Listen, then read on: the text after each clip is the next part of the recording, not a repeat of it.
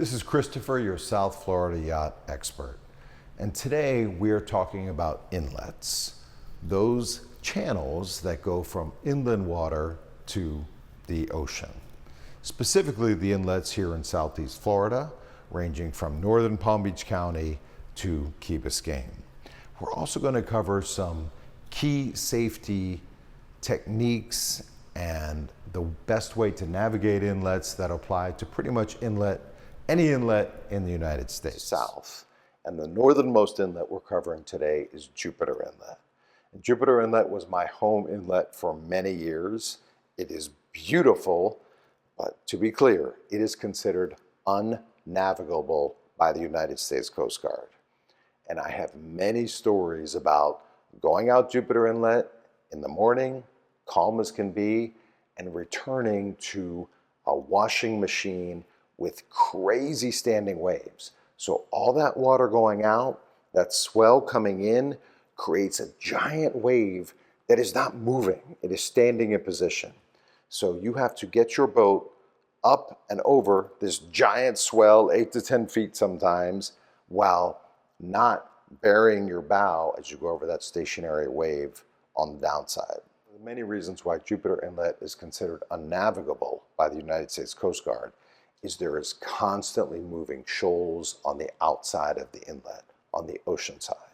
So anytime you are approaching an inlet, if you see waves breaking, that means shallow water, that means danger. So those sandbars and shoals at Jupiter Inlet or any of those inlets can literally change overnight. So you're never traversing the same inlet twice. So you need to be very observant, observe the conditions, observe breaking waves, follow other boats, look at other boats to see how they're navigating the inlet, and determine if it's safe for your vessel. But let's use Jupiter Inlet as an example.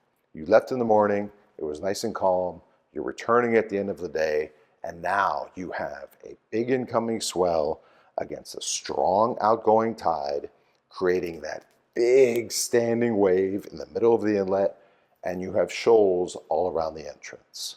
So as you're approaching the entrance to the inlet, the first thing you're going to do is avoid any breaking waves. That's shallow water, that is danger. As you come into the inlet, accidents and problems happen in inlets when you go either too fast or too slow. The best and safest way to operate your boat in an inlet is what I call the snowplow position.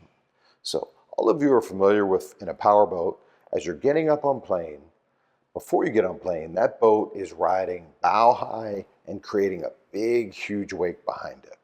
It's inefficient. It's not where you want to operate your boat normally, but in an inlet, it is the safest orientation for your boat.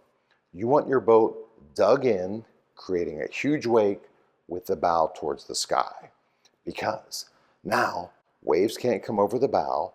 And in the case of Jupiter Inlet, when we're traversing that standing swell, water's moving, but the swell's not moving, we come up over the swell and back down the other side, keeping our bow towards the sky at all times.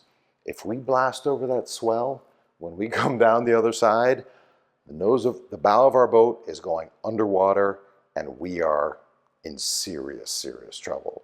So slow and steady, bow towards the sky, up over that standing swell. Another thing, and this applies to all inlets, is let's say big swells are moving into the inlet because it's an incoming tide. So there's no outgoing tide fighting those swells. In that case, we time our boat, we ride the back of a swell with our bow up, we time our throttle, ride the back of our swell all the way in.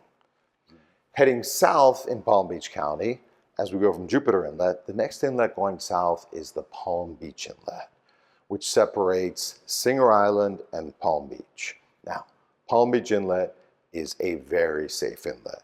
U.S. Coast Guard maintained, certified, clear markings, and used by very large boats and ships at the Port of Palm Beach.